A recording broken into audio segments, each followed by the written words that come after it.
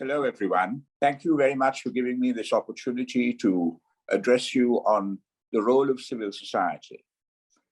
The Aragala has brought to the fore the actual role of civil society, the difference between working with government, with working for government, or indeed, or working against government, as the case might be.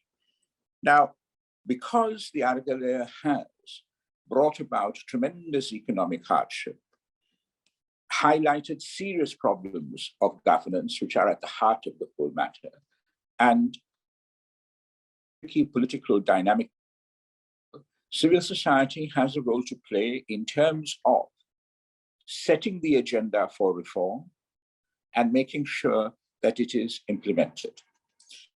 In particular, we have a terrible human rights crisis that has come about as a consequence of the new government taking over.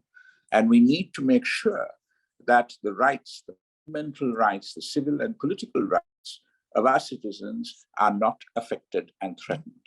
So monitoring of those rights becomes tremendously important.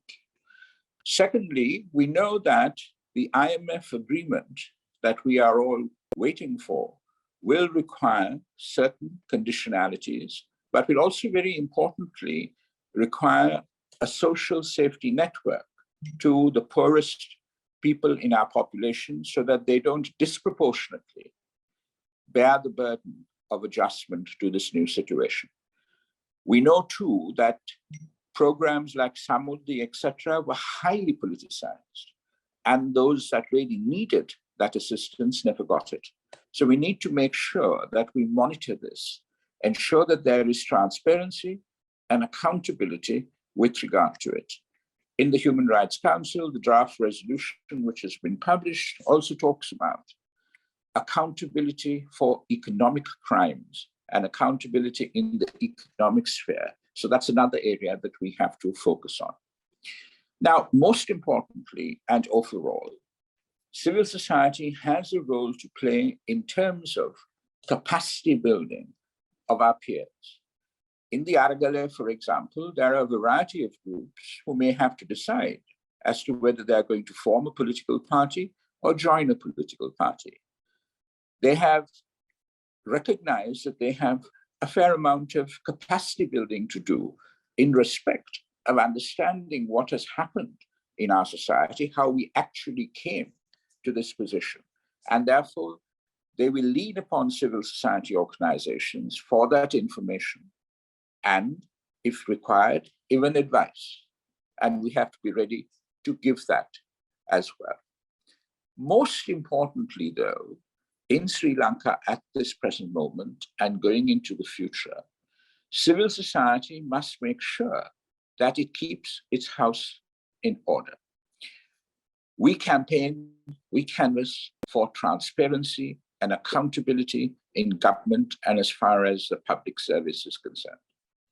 However, we must make sure that the same levels of accountability and transparency are in effect with regard to our own transactions, our own dealings. I'm not saying that we have to be sort of squeaky clean, etc., but we have to be transparent and accountable in terms of giving our fellow citizens a good idea of what we do, why we do it, and why we should continue doing it. Human rights in particular is going to be pivotal to us into the future because we are a society that needs reconciliation on a number of fronts. We need reconciliation with regard to the North and East, with regard to the national question.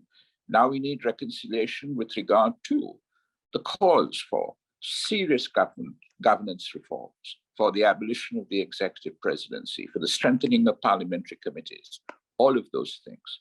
So civil society must join that, strengthen it, capacity build it, try to form the agenda, not to capture power, but an agenda for reform in Sri Lanka, which I think has always been the primary role and overarching role of civil society.